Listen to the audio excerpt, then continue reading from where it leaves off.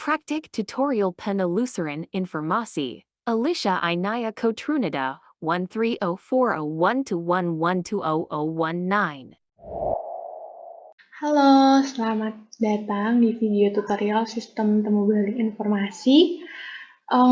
Kali ini, di video ini, kita akan melakukan praktik penelusuran informasi dengan menggunakan e-journal Ibisco. Dan dengan video ini, semoga kita semua dimudahkan dalam menemukan informasi yang dibutuhkan melalui sistem temu balik informasi, yaitu e-journal. Untuk memudahkan praktik kali ini, saya akan membagi ke dalam beberapa tahapan. Yang pertama adalah identifikasi kebutuhan informasi, kemudian pengembangan kata kunci, formulasi kata kunci pada search box, aktivitas penelusuran informasi, pemanfaatan fasilitas penunjang penelusuran informasi atau desain pencarian, seleksi informasi, dan terakhir penggunaan informasi. Untuk mempercepat durasi, kita langsung mulai saja di tahapan yang pertama, yaitu identifikasi kebutuhan informasi. Sebelum melakukan aktivitas penelusuran informasi, kita harus tahu dulu nih kebutuhan informasi yang kita mau gitu ya. Kebutuhan informasi dapat muncul karena beberapa faktor.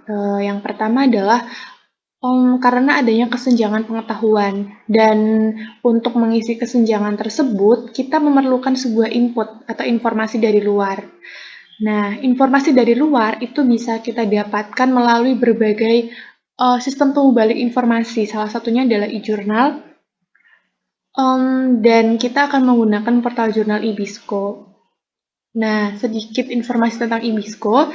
Ibisco merupakan salah satu portal jurnal internasional yang memiliki berbagai macam database atau multiple database seperti e-jurnal, e-book, dan majalah. Nah, kita langsung lanjut ke identifikasinya. Jadi, cuman perilaku pencarian informasi merupakan salah satu topik yang menarik banget untuk dibahas dan banyak juga diteliti, terutama di kalangan mahasiswa, karena kita sebagai mahasiswa otomatis akan banyak melakukan pencarian untuk kebutuhan esai, penelitian, skripsi, tesis, dan lain-lain.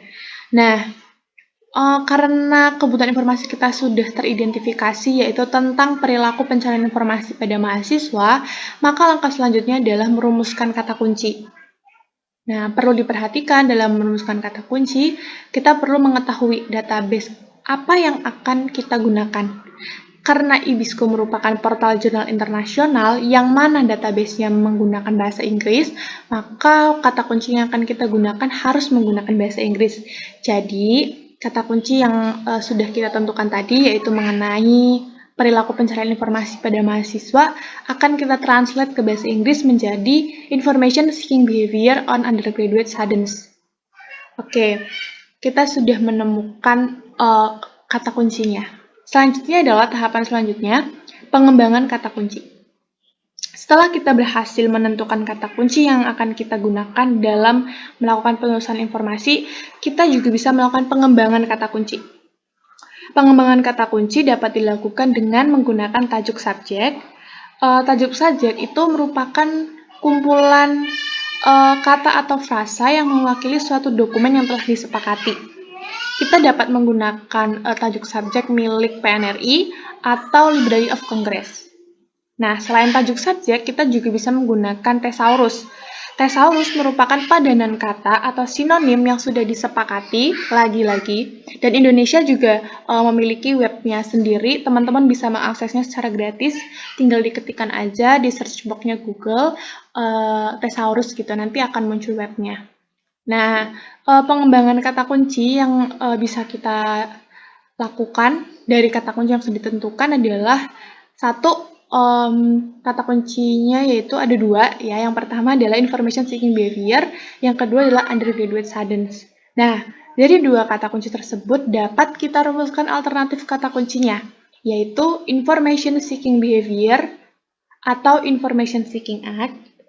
Yang kedua adalah undergraduate students atau college students. Berarti bisa kita simpulkan bahwa ada 4 kata kunci yang bisa kita yang berhasil kita dapatkan. Nah, tahapan selanjutnya adalah formulasi kata kunci. Setelah berhasil melakukan pengembangan kata kunci, kita akan melakukan formulasi kata kunci. Pada langkah sebelumnya, kita kan sudah melakukan pengembangan kata kunci nih, dan menentukan kata kunci utama serta kata kunci alternatif. Nah, dari kata kunci utama dan kata kunci alternatif tersebut, kita dapat memformulasikan beberapa kata kunci yang akan kita gunakan dalam melakukan penelusuran informasi, yaitu sebagai berikut. Yang pertama, information seeking behavior on undergraduate students. Yang pertama. Yang kedua, information seeking behavior on college students. Yang ketiga, information seeking act on undergraduate students. Dan yang keempat, information seeking act on college students. Nah, oke, kita langsung ke tahap inti dari penelusuran informasi, yaitu aktivitasnya. Nah, dalam menunjang aktivitas penelusuran informasi, tentunya ada beberapa fasilitas penelusuran informasi atau desain pencarian yang bisa kita gunakan dalam menunjang penelusuran informasi kita. Ini adalah fasilitas-fasilitas penelusuran informasi yang akan kita bahas satu persatu, yaitu autocomplete, best first, federated search, pagination, fast navigation, actionable result, basic search, advanced search, dan browse. Nah, untuk itu kita langsung saja mulai membahas satu persatu fasilitas yang ada pada sistem temu balik informasi e-jurnal IBISCO. Nah, untuk membuka IBISCO house-nya, saya menggunakan akses dari universitas. Tinggal klik aja yang ini, terus seperti ini tampilan awalnya. Nah, yang fasilitas yang pertama adalah autocomplete. Sebenarnya apa itu autocomplete dan di mana letak fasilitas autocomplete itu? Fasilitas autocomplete merupakan fasilitas penelusuran informasi yang mana saat kita mengetikkan kata kunci tertentu, bahkan sebelum kita selesai mengetikkan kata kunci tersebut, sistem akan secara otomatis memberikan beberapa suggestion. Nah, untuk mengetahuinya secara langsung, kita ke praktiknya aja ya. Kita ke basic search dulu, supaya bisa melihat fasilitas autocomplete-nya. Oke, misalnya tadi kan kita sudah menentukan kata kuncinya yaitu information seeking behavior on undergraduate students. Nah, saya coba akan mengetikkan information dulu. Nah, saya belum selesai mengetikkan information, tapi di bawahnya sudah terdapat beberapa suggestion atau saran, dan ini otomatis dari sistemnya. Ada information teknologi, ada information system, literacy, security, dan lain-lain. Ini adalah yang disebut dengan autocomplete. Nah, selanjutnya ada fasilitas best first. Apa sebenarnya fasilitas best first dan ada di mana fasilitas best first tersebut? Nah, untuk melihatnya kita harus mengetikkan satu kata kunci. Misalnya information, kita pakai information seeking behavior dulu. Nah, muncul sebuah result list. Nah, fasilitas penelusuran informasi best first ini merupakan fasilitas yang mana sebuah sistem temu balik informasi akan menampilkan dokumen-dokumen terbaiknya setelah kita mengetikkan sebuah kata kunci. Nah, di mana fasilitas itu gitu ya, itu kebetulan di IBISCO ini dia juga ada semacam kategorinya. Jadi, dokumen-dokumen yang dokumen terbaik yang bisa terpanggil itu bisa ditentukan secara relevansi. Ini ada di sini ya menunya. Relevansi atau terbitan terbaru, terbitan terlama, sources atau author. Itu bisa. Nah, biasanya dokumen yang paling atas ini gitu ya, itu adalah dokumen yang paling relevan karena ini kategorinya adalah dari relevansi. Relevansi antara relevansi dengan kata kunci yang sudah kita masukkan di search box gitu ya. Ini adalah mungkin bisa jadi dokumen yang mungkin saja banyak disitas atau mungkin ketika seseorang mengetikkan kata kunci ini maka banyak orang yang memanfaatkan dokumen ini. Makanya si dokumen ini muncul di paling atas. Itu adalah fasilitas best first. Oke, untuk selanjutnya kita lanjut ke federated search. Apa itu sebenarnya federated search? Fasilitas federated search ini merupakan fasilitas yang memungkinkan, bukan memungkinkan ya, memang dalam satu sistem pengumpulan informasi itu ada beberapa database. Nah, langsung aja saya tunjukkan di mana itu ada di sini, di tulisan choose database. Nah, kebetulan Ibisco ini dia memiliki banyak sekali database dan kita bisa memilih apakah kita akan mencari dokumen dari seluruh database yang dipunyai Ibisco, atau misalnya hanya satu database, atau 2, atau 3, atau 4, dan seterusnya itu bisa dipilih. Begitu, tinggal kita setting saja. Dan ini menurut saya juga bermanfaat untuk kita, apalagi kalau misalnya kita membutuhkan referensi yang tidak hanya berbentuk jurnal gitu ya, bisa dari e-book, bisa dari yang lain-lain gitu. Oke, ini adalah fitur atau fasilitas penelusuran informasi federated search. Kita lanjut ke fasilitas yang selanjutnya, yaitu pagination. Apa sebenarnya pagination dan di mana pagination itu? Oke, pagination merupakan fasilitas penelusuran informasi yang mana kegunaan fasilitasnya adalah untuk memilih kira-kira tampilan result seperti apa sih yang diinginkan oleh pengguna gitu ya. Nah, untuk melihatnya kita search dulu di sini karena tadi kita merubah database-nya, jadi ini kita harus search ulang. Nah, kalau di Ibisco, pagination ini dinamakan dengan page option. Letaknya di mana itu ada di sini, di sebelahnya tulisan relevance ini. Nah, nih, kita bisa menentukan kira-kira tampilan result seperti apa yang kita inginkan, apakah standar, apakah detail. Detail ini biasanya ada dalam result list itu langsung abstrak itu full ditampilkan gitu. Nah, kalau title only itu berarti memang judul saja. Terus kita juga bisa menentukan dalam satu halaman, satu halaman itu ada berapa dokumen yang mau ditampilkan. Apakah 1/10, per 20, per 30, dan seterusnya. Tuh, ini juga ada page layout-nya. Kita coba pakai result formatnya detail ya, supaya bisa melihat perbedaannya. Oke, belum saya klik play.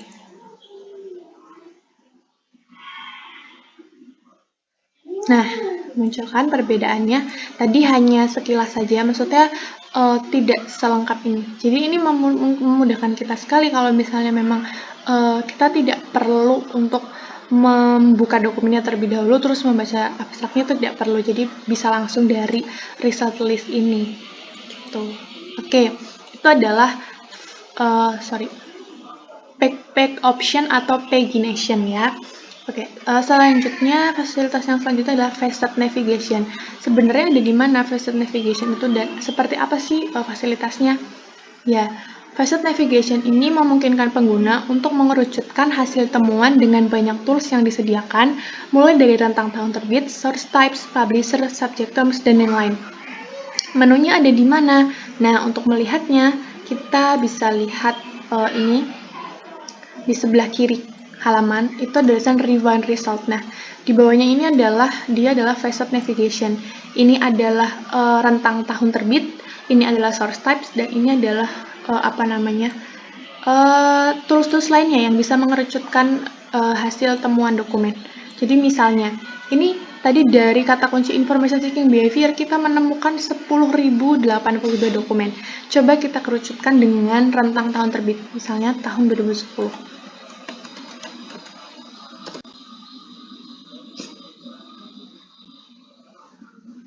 Nah, ada 8.096 dokumen yang terpanggil, artinya ada sekitar 2.000 dokumen yang tereliminasi gitu ya. Coba kita pakai juga source types. Ini ada angka di belakang sini adalah menunjukkan bahwa dari dari source types academic journal itu ada 7.694 dokumen yang berhasil terpanggil. Begitu juga dengan magazine, trade publication, dan lain-lain. Coba kita klik academic journal.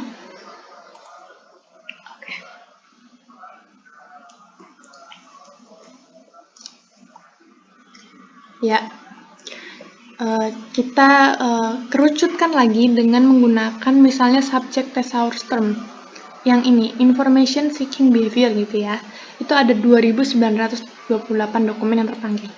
Ini semakin banyak lagi yang tereliminasi, berarti ada sekitar 5.000 dokumen yang tereliminasi. Oke. Facet navigation ini menurut saya sangat-sangat bermanfaat dan membuat kita mengefisienkan waktu kita dalam melakukan suatu penelusuran informasi. Apalagi dokumen yang kita seleksi itu ada ribuan jumlahnya. Dan facet navigation ini membantu kita dalam menyeleksi dokumen-dokumen tersebut gitu ya, sehingga kita lebih cepat untuk menemukan kira-kira dokumen yang sesuai dengan kebutuhan kita atau informasi yang kita butuhkan itu bisa segera kita temukan gitu. Oke, facet navigation sudah, kita lanjut ke actionable result. Apa itu actionable result dan gimana actionable result itu gitu ya. Actionable result ini merupakan fasilitas penelusuran informasi yang mana memungkinkan pengguna untuk melakukan berbagai macam aksi setelah dokumen itu dirasa itu adalah dokumen yang dirasa memang kita butuhkan gitu ya. Kita bisa mendownload, citasi, print, kita juga bisa save atau kita tambahkan ke Google Drive. Nah, supaya dapat gambaran yang lebih jelasnya, kita klik saja salah satu dokumen, ya misalnya ini.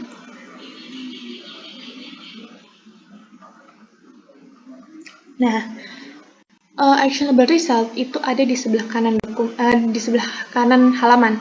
Nih, yang tulisannya tools. Ini ada berbagai macam pilihan yang bisa kita pilih untuk kira-kira dokumen ini setelah kita memang sudah tahu, oh ya ini memang yang saya butuhkan, itu mau diapakan gitu ya, apakah mau ditambahkan ke Google Drive, di print, dan lain-lain. Ini banyak sekali pilihannya. Tinggal sesuaikan dengan kebutuhan kita saja gitu. Oke, kita kembali ke result list dan fasilitas yang selanjutnya adalah basic search. Apa itu basic search? Sebenarnya basic search itu tadi sudah kita lakukan di awal pada saat menunjukkan fasilitas autocomplete. Nah, ini dia basic search. Tadi kan dari timeline sebelumnya itu ada tulisan basic search ya di bawah sini. Nah, itu adalah cara kita kalau misalnya mau memanfaatkan fasilitas basic search. Nih. Oke. Kita langsung ketikkan saja kata kunci. Oh ya, basic search ini biasanya adalah teknik atau fasilitas penelusuran yang umum sekali dipakai oleh kita dalam kehidupan sehari-hari ya. Kayak misalnya waktu kita mau mencari informasi tentang sesuatu hal di Google, itu kita menggunakan basic search gitu. Coba kita masukkan kata kunci yang sama seperti tadi. Kita tambahkan saja ini ya, seeking behavior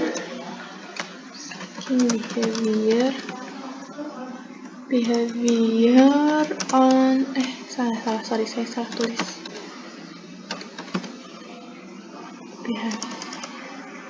Behavior on ini on undergraduate students. Tadi kita hanya pakai seeking behavior saja, itu ada 10.000 dokumen. Coba kita dengan ini. Nah, hanya ada 211 dokumen yang berhasil terpanggil dengan menggunakan basic search. Nah, selanjutnya ini adalah basic search ya teman-teman. Selanjutnya adalah advanced search. Nah, advanced search ini bisa kita bandingkan hasilnya nanti dengan basic search. Kita langsung saja ke praktiknya ya. Ini di sini ya kliknya kalau mau ke advanced search. Nah, jadi advanced search ini kebanyakan mesin pencarian itu menggunakan Boolean logic. Boolean logic itu yang and or not gitu. Nah, yang pertama saya akan coba formulasikan dulu kata kuncinya di advanced search ini ya. Untuk yang kata kunci yang pertama saya akan masukkan, sebelumnya saya lupa menginformasikan, ini di bagian kanan ini adalah select field, itu seperti ini fungsinya. Kira-kira dari kata kunci information seeking behavior ini kita mau lihat dari segi apa gitu ya. Misalnya mau dari segi alt text, mau dari segi autornya, title atau subject terms. Nah, untuk yang kali ini saya akan menggunakan subject terms ya. Untuk kata kunci information seeking behavior dan menggunakan boolean n untuk kata kunci undergraduate suddenness-nya. Dan fieldnya adalah saya mau di judul gitu ya. Tadi kita menggunakan basic search dengan kata kunci yang hampir mirip, itu ada 211 dokumen yang berhasil terpanggil. Kita coba menggunakan advanced search, ada berapa dokumen yang berhasil terpanggil. Oh ya, tadi ada 211, itu di basic search itu juga bisa kita kerucutkan lagi menggunakan ini ya, rewind result atau tadi namanya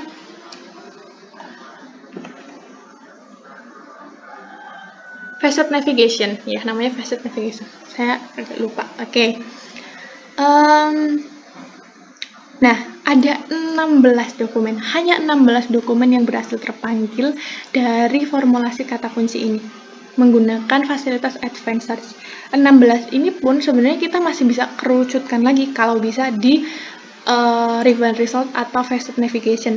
Ya, rentang tahun terbitnya masih dari 2007. Kalau misalnya memang mau lebih baru lagi itu masih bisa. Ini juga subject thesaurusnya masih bisa kerucutkan lagi gitu ya, sampai kita benar-benar menemukan dokumen yang kita butuhkan. Tetapi teman-teman perlu diingat dan juga dijadikan ibaratnya pengingat gitu ya, reminder. Kalau misalnya kata kunci yang kita masukkan itu bukan terlalu sempit, tapi terlalu kerucut atau terlalu kita terlalu detail gitu ya, itu biasanya justru malah tidak ada dokumen yang terpanggil. Itu bisa saja terjadi. Ada dua faktor yang memungkinkan dokumen itu tidak ada yang terpanggil dalam satu sistem temu balik informasi. Pertama adalah karena kita terlalu detail dalam merumuskan dan memformulasikan kata kunci.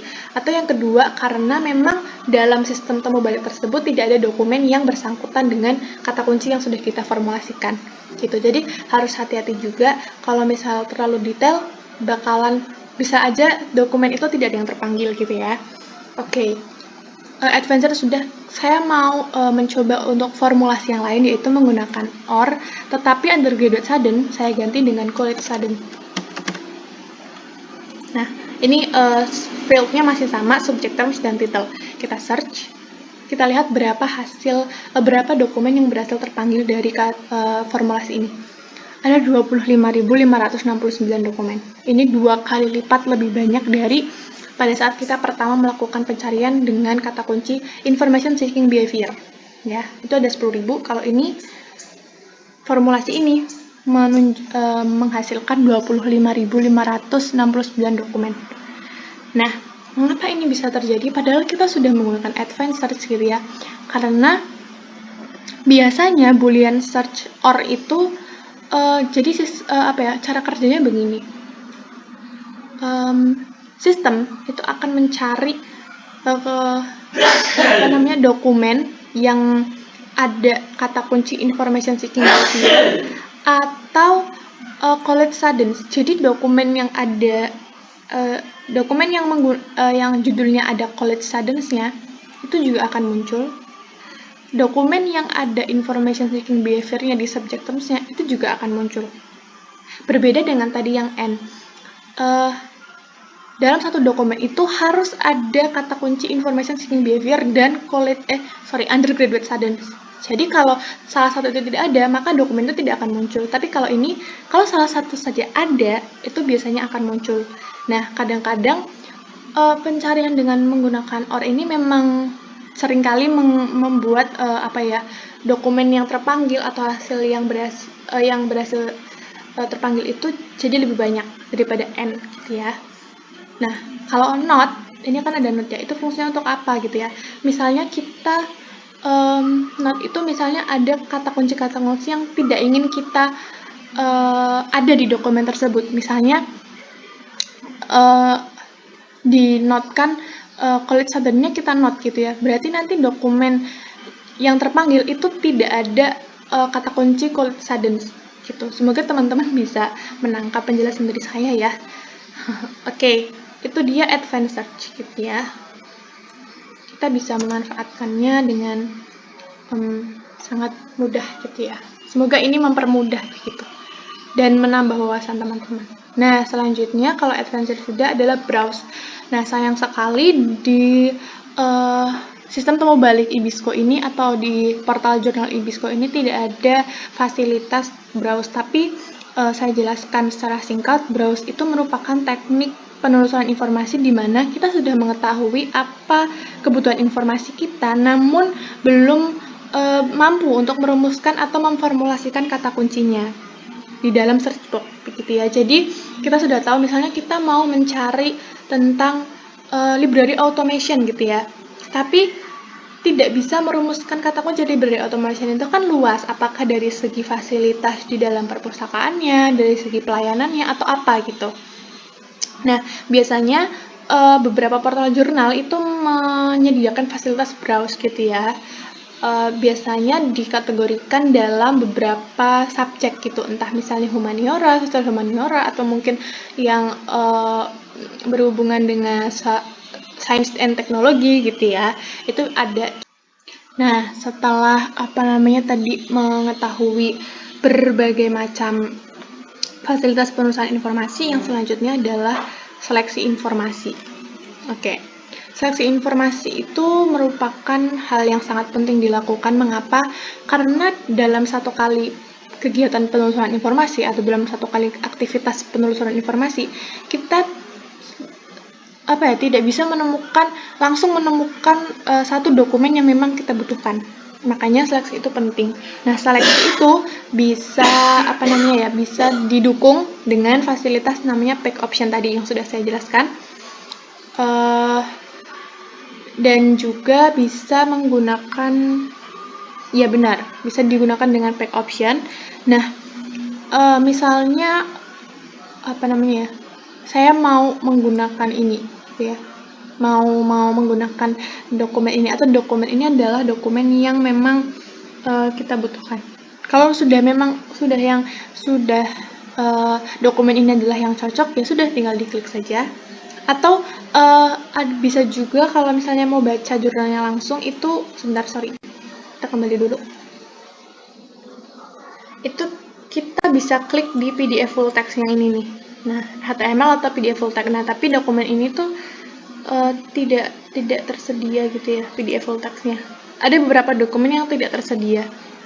Oke, kita klik saja. Nah, ini akan berhubungan dengan tahapan yang selanjutnya. Setelah selesai menyeleksi informasinya, selesai menyeleksi dokumennya, langkah selanjutnya adalah penggunaan informasi. Penggunaan informasi itu gimana ya? Setelah kita mendapatkan dokumennya, mau diapakan? Mau di-save, mau dibaca, mau disitasi, atau memang seperti apa? Nah, ini didukung kegiatan atau aktivitas penggunaan informasi ini didukung dengan tools atau actionable result yang tadi sudah saya jelaskan di awal, atau mau langsung disitasi gitu ya, biar bisa langsung masuk ke Mendeley atau seperti apa gitu. Itu bergantung pada kebutuhan kita. Misalnya mau saya cite gitu ya. Oke. Nah, citation format. Nah, ini export to bibliographic management software saja. Terus misalnya kita mau pakai citation in BibTeX format gitu ya. Setahu saya BibTeX itu yang bisa terbaca oleh Mendeley. Jadi saya mau menggunakan itu. Kita tunggu. Nah, nanti akan muncul seperti ini. Terus tinggal di save as saja. Klik kanan ya, terus save as. Oke, nah setelah aktivitas penelusuran informasi selesai, aktivitas yang lumayan panjang begitu ya, dan banyak sekali fasilitas-fasilitas yang bisa kita manfaatkan, tibalah kita pada tahap kesimpulan ya.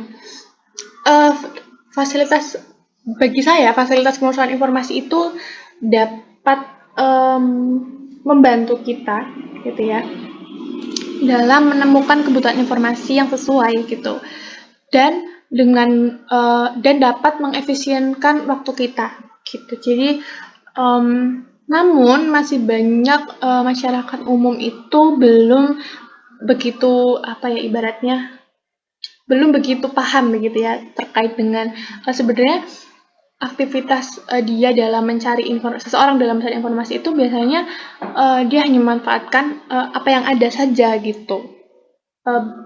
Masih sedikit sekali orang yang melakukan pencarian informasi dengan memanfaatkan misalnya advanced search ataupun fasilitas-fasilitas penelusuran informasi yang lainnya. Nah, selain itu dapat saya simpulkan juga bahwa passive navigation dan juga advanced search itu memang sangat-sangat membantu kita dalam melakukan seleksi informasi gitu ya, mengerucutkan dokumen-dokumen gitu ya, mungkin mengeliminasi dokumen-dokumen yang sekiranya bukan dokumen yang kita butuhkan begitu. Nah, terus selain itu fasilitas penunjang yang lain itu membantu kita mempermudah kita dalam memanfaatkan informasinya, terus kemudian juga mempercepat waktu kita dalam melakukan penelusuran dan lain-lain.